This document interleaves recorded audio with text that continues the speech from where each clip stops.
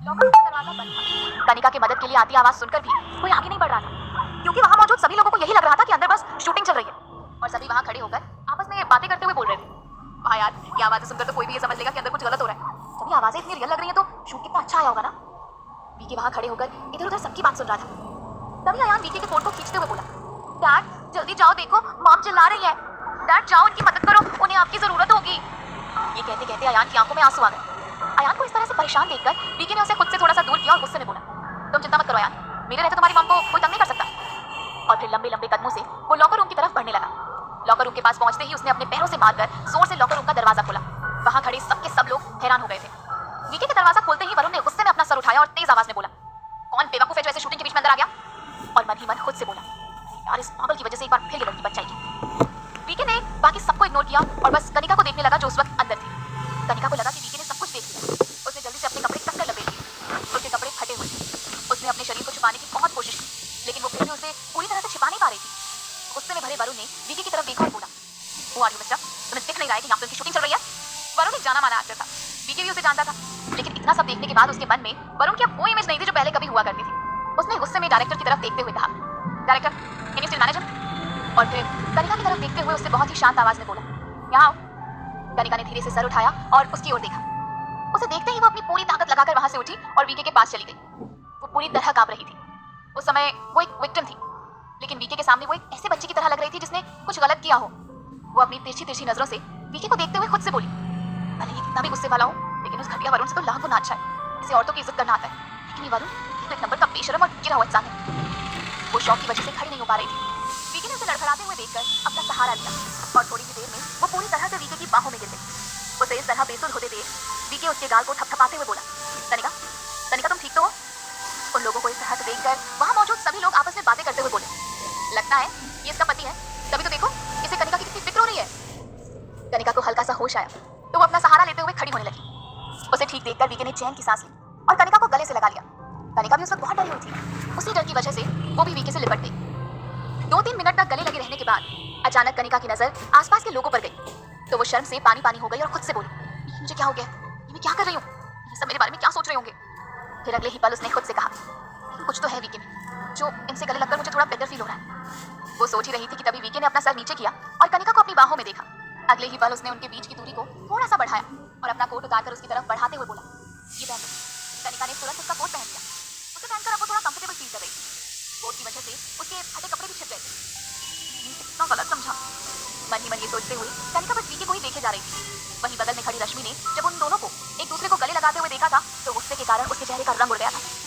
VK को वहां कोई पहचानता नहीं था, पर उसे देखकर कोई भी कह सकता था कि वो एक बहुत अमीर इंसान होगा। उसके कपड़े, उसका स्टेटस साफ बयां कर रहे थे और फिर वो इतना हैंडसम था कि इस वक्त कनिका को उसके इतने करीब देखकर कोई भी लड़की उससे जलती ही। वीके की तरफ नजरें गड़ाए रश्मि खुद से बोली, ये हैंडसम कौन है? मैंने इसे पहली बार देखा है। और सबसे बड़ी बात, ये कनिका जैसी लड़की के साथ क्या कर रहा है? लग तो बहुत अमीर है। उसने जल्दी से डायरेक्टर की तरफ देखा और उसे कुछ इशारा किया। रश्मि का इशारा पाकर डायरेक्टर थोड़ा आगे बढ़ा और धीमी आवाज में वीके पर चिल्लाया, आप कौन है? आपको दिख नहीं रहा है कि यहाँ शूटिंग चल रही है? आप जानते भी हैं कि अगर हम आज की शूटिंग नहीं कर पाए तो हमारा कितना नुकसान होगा? ये सुनते ही कनिका बहुत घबरा गई। अचानक उसे पता नहीं क्या हुआ कि वो वीके से बोली, आप मुझे मेरे हाल पर छोड़ दो और जाओ यहाँ से। यहाँ आपका कोई काम नहीं है, प्लीज आप यहाँ से जाओ और मुझे भी जाने दो, अभी मुझे बहुत काम है। ये सुन वीके धीरे से उससे बोला, साफ साफ दिख रहा है कि तुम मुझे पसंद नहीं करती, लेकिन अभी भी तुम ये फिल्म करना चाहती हो? तुम होश में तो हो ना? तुम्हें पता है ना तुम क्या बोल रही हो? तुम्हें बिल्कुल शर्म नहीं आती? कनिका उसे अपनी सिचुएशन समझाना चाहती थी, लेकिन वीके की आखिरी लाइन सुनकर वो एकदम चुप हो गई। उसने अपना सर उठाया और गुस्से से उसकी ओर देखते हुए बोली, नहीं है मुझ में कोई शर्म, और मैं आपसे पहले भी कह चुकी हूँ कि आप यहाँ से जाइए, मुझे आपकी कोई मदद नहीं चाहिए, मुझे मेरा काम करने दीजिए, प्लीज जाइए यहाँ से। और फिर खुद से अपने मन ही मन में परेशान आवाज में बोली, मैं जानती हूँ कि वीके ठीक है और मैं गलत, लेकिन अगर मैंने इस शूटिंग को कंटिन्यू नहीं रखा तो मैं अगले महीने बेघर हो जाऊंगी। अपने घर को बचाने के लिए मुझे ये काम करना ही होगा। वीके उसकी सहनशीलता और जिद को देख रहा था। कनिका को देखकर ऐसा लग रहा था कि वो हार मानने को तैयार नहीं है। उसे इस तरह जिद करते देख वीके धीरे से मुस्कुराया। कनिका उसे ही देख रही थी, लेकिन अगले ही पल वो अचानक बेहोश हो गई। जब तक कनिका होश में आई तब तक वीके उसे मॉल से बाहर निकाल चुका था। खुद को वीके की गोद में देखकर उसका चेहरा तुरंत शर्म से लाल हो गया। उसने नहीं सोचा था कि वो किसी आदमी की तरफ इस तरह अट्रैक्ट हो जाएगी। वीके पहले से ही काफी अट्रैक्टिव था और इस वक्त वो उसे और भी ज्यादा अट्रैक्टिव लग रहा था। वो उसकी बाहों में थी। कनिका ने आसपास के लोगों को उसे अजीब तरह से देखते हुए देखा तो उसने अपना चेहरा उसके कोट से छुपा लिया, इस उम्मीद में कि कोई उसे नहीं देखेगा। कनिका ने धीमी आवाज में वीके से पूछा, तुम मुझे कहाँ ले जा रहे हो? इस पर वीके बोला, घर। ये सुनकर कनिका दंग रह गई। उसने अचानक अपने सामने वाले आदमी को देखा और कहा, नहीं मुझे अभी घर नहीं जाना, मुझे अभी शूटिंग पर जाना है, शूट करना है। उसकी जिद देख वीके ने अपनी नीली आंखों से एक नजर उसे देखा। उसकी आंखों में गुस्सा साफ दिख रहा था। ये देख कनिका इतना डर गई कि उसने आगे कुछ भी बोलने की हिम्मत नहीं की और हल्के से आह भरते हुए अपना सर नीचे कर लिया। वो सोच रही थी, मैं कल डायरेक्टर से कैसे माफी मांगूंगी, आज जो कुछ हुआ उसके बाद तो वो मुझे और तंग करेगा। ये बात क्यों नहीं समझ रहा है कि इसकी वजह से मैं आगे बहुत बड़ी मुसीबत में फंसा। देखते हैं कल क्या होगा। आज मुझे एक बड़ा और अच्छा रोल मिल जाए तो मैं भी इसकी तरह बहुत अमीर हो जाऊंगी। वो सोच ही रही थी कि तभी वीके ने कनिका की ओर देखा, क्योंकि वो अचानक एकदम शांत हो गई। तभी वीके ने अपनी उंगली को उसकी गर्दन पर हल्के से दबाया और कनिका तुरंत बेहोश हो गई। उसका सर हल्के से उसके सीने की ओर झुक गया था। फिर वीके की नजर अयान पर पड़ी, जिसने अपने दोनों हाथों से अपना चेहरा ढक रखा था। साइड में देखने पर ऐसा लग रहा था कि वो कुछ सोचकर हंस रहा है। उसे इस तरह देखकर वीके ने उससे हैरानी से पूछा, अब आप क्या सोच रहे हैं? अयान ने अपने छोटे छोटे हाथ धीरे धीरे नीचे किए। उसकी दोनों आंखें आंसुओं से भरी हुई थी। वो वीके की तरफ देखते हुए बोला, डैड, आपने मॉम को अभी क्यों सोने दिया? क्या आप उन्हें प्यार करना चाहते हो? ये सुनते ही वीके का पूरा शरीर ठंडा पड़ गया। उसे बिल्कुल उम्मीद नहीं थी कि अयान ऐसा कोई सवाल करेगा। और जब उसने कनिका को देखा तो उसका पूरा शरीर कांपने लगा। उसने गुस्से में अयान से पूछा, आपको ये सब किसने सिखाया? अयान इतना डरा हुआ था कि उसका चेहरा पीला पड़ गया। उसके छोटे छोटे हाथ उसके कपड़ों के कोने को रगड़ते रहे और उसकी आंखों से डर के मारे आंसू बहना शुरू हो गए। उसे रोते देख वीके उससे बोला, रोना बंद करो और मैंने जो पूछा है वो बताओ। अयान ने अपनी जीभ से होठों को चाटा और अपने आंसुओं को बहने से रोकने की कोशिश की, लेकिन उसकी लाख कोशिश के बाद भी उसके आंसू बहने बंद नहीं हुए। उसने डर के मारे सिसकते हुए कहा, कुणाल चाचू ने। ये सुनते ही उसके हाव भाव बदल गए। उसके चेहरे पर गुस्सा और ज्यादा झलकने लगा। वो अयान से बोला, तुम अब अपने आप घर जाओ और 100 बार आई एम सॉरी लिखो। अयान जानता था कि अब उसके कुछ भी बोलने का कोई फायदा नहीं होगा। उसने एक बार कनिका की ओर देखा और फिर चुपचाप दूसरी ओर घूमा और चला गया। वीके ने अयान को अकेले जाता देखा और हल्के से आह भरी। फिर अपना फोन उठाकर एक मैसेज किया। उसके बाद वो कनिका को लेकर वहां से चला गया। कनिका की आंख सीधे अगले दिन सुबह खुली। उसने देखा तो वो अपने घर पर ही थी। इधर उधर देखते हुए उसने अपने हाथों को स्ट्रेच किया और सर खुजलाते हुए खुद से बोली, मैं यहाँ कैसे आई? मैं तो शूटिंग पर थी। ये सोचते सोचते वो बिस्तर से उठी और फ्रेश होने चली गई। जब वो बेडरूम से बाहर निकली तो डाइनिंग टेबल पर एक कटोरी दलिया और उसके साथ 2 और डिशेस रखी थी। उसकी महक सूंघते ही उसके पेट में चूहे कूदने लग गए। उसने जल्दी से ढक्कन हटाकर खाने को स्मेल किया और सूंघते सूंघते बोली, खाना तो सच में बहुत टेस्टी लग रहा है। कि इतना टेस्टी खाना बनाया किसने होगा? तभी उसे कल रात के बारे में कुछ याद आया। वो खुद से बोली, मुझे जहाँ तक याद है वीके कल शूटिंग के वक्त वहाँ आए थे। उन्होंने मुझे वहाँ से बाहर निकाला था, लेकिन फिर मैं कब घर आई और कब सो गई मुझे कुछ भी याद नहीं। तो क्या ये सब खाना उन्होंने बनाया? कनिका ने दलिया सर्व करने के लिए बाउल उठाया। सर्व करते हुए उसने खुद से कहा, लगता है वो भी कुछ टाइम पहले यहाँ से गए हैं। तभी कनिका को याद आया कि कल उसने उसे कैसे गले लगाया था। ये ख्याल आते ही उसका चेहरा शर्म से लाल हो गया। उसने अपने चेहरे को अपने हाथों से हल्का हल्का थपथपाया और खुद से बोली, अब सपने देखना बंद कर कनिका और उठ जल्दी, वरना आज भी लेट हो जाएगी।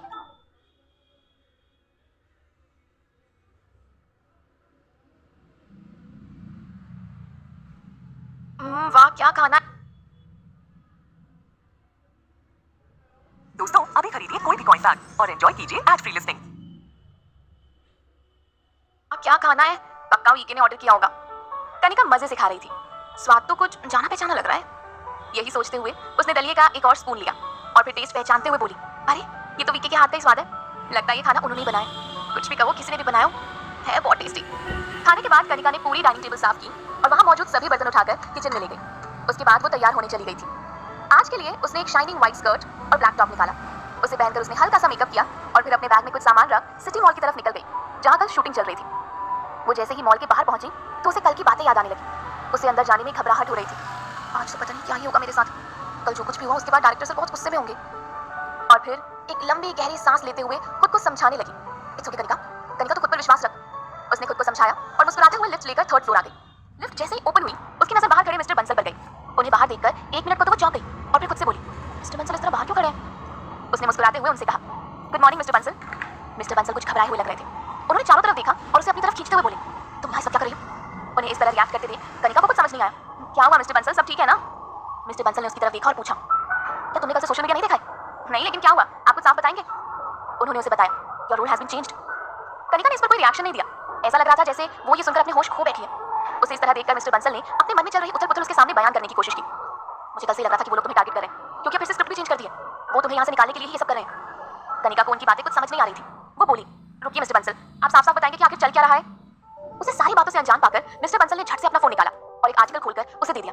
इसे पढ़ो, तुम्हें सब समझ में आ जाएगा कि ये लोग तुम्हारे साथ कितना बड़ा गेम खेल रहे हैं। मैं कल रात ही तुम्हें सब कुछ बताना चाहता था, लेकिन मुझे लगा कि कहीं तुम ये सब सुनकर और परेशान ना हो जाओ, बस इसलिए मैंने तुम्हें कॉल नहीं किया। मुझे लगा था कि सुबह उठकर तो तुम ये सब देख ही लोगी, लेकिन शायद तुमने अपना फोन तक नहीं देखा है। उनकी ऐसी बातें सुनकर कनिका ने तुरंत उनके हाथ से फोन ले लिया और अपना मुंह फेरकर फोन में खुले आर्टिकल को देखा। ये आर्टिकल एवीएम पिक्चर मैगजीन का था। ये एंटरटेनमेंट इंडस्ट्री की खबर रखने वाली सबसे बड़ी मैगजीन्स में से एक थी। कनिका ने तुरंत आर्टिकल पढ़ना शुरू किया। फिल्म इंडस्ट्री की एक स्ट्रगलिंग एक्ट्रेस ने दिखाया अपने असली तेवर। कनिका शाह का नाम शायद ही कुछ लोगों ने भी सुना होगा। ये वही है जिन्हें एक बहुत बड़ी फिल्म में एक रोल मिला था पर इन्होंने उसकी कदर नहीं की। साइड एक्ट्रेस होने के बावजूद इन्होंने जबरदस्ती सीन में अपने हिसाब से चेंज करवाए। इतना ही नहीं, लीड एक्ट्रेस को भी इन्होंने बहुत परेशान किया। इन्हीं लोगों की वजह से हमारे डायरेक्टर्स परेशान होते हैं और फिर वो कुछ करते हैं तो बदनाम होती है पूरी फिल्म इंडस्ट्री।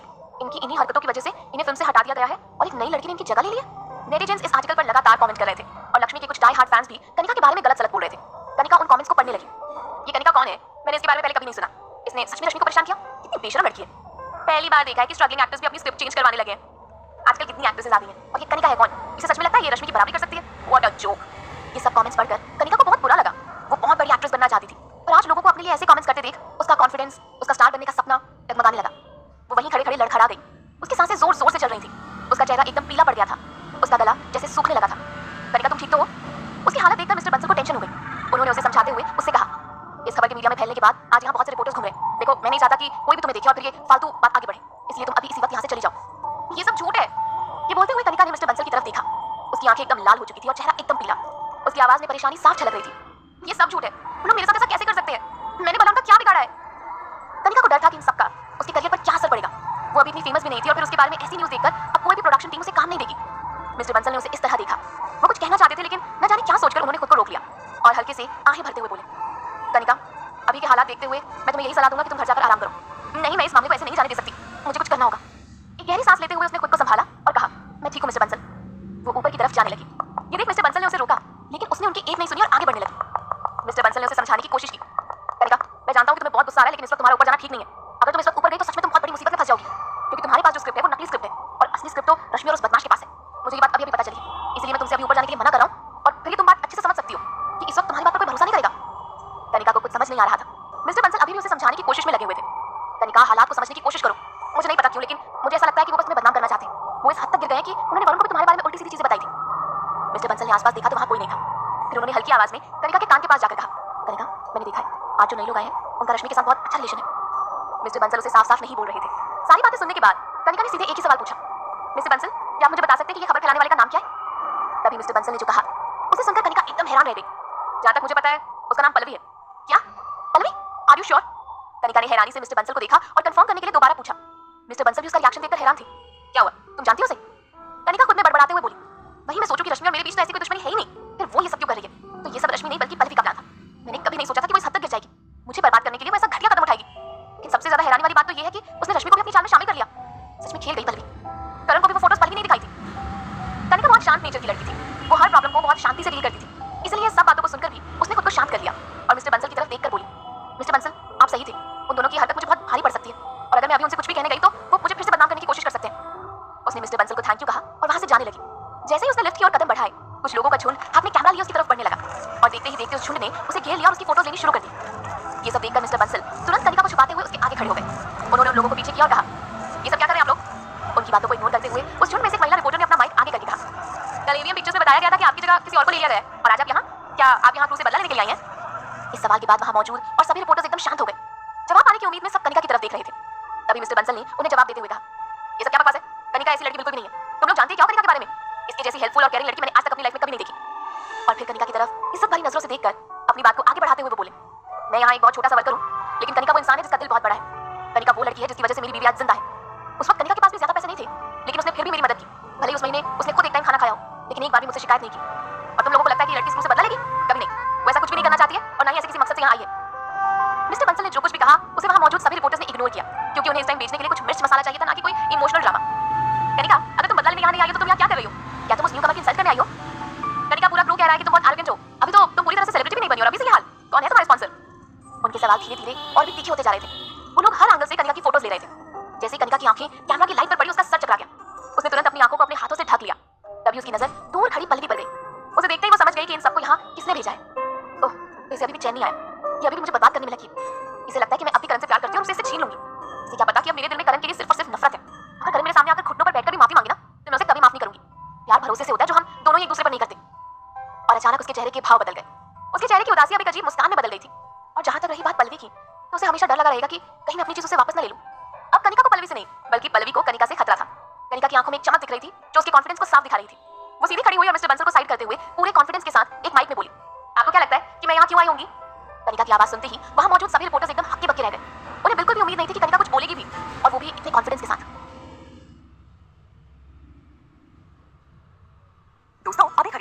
बैग और एंजॉय कीजिए एड फ्री लिस्टिंग।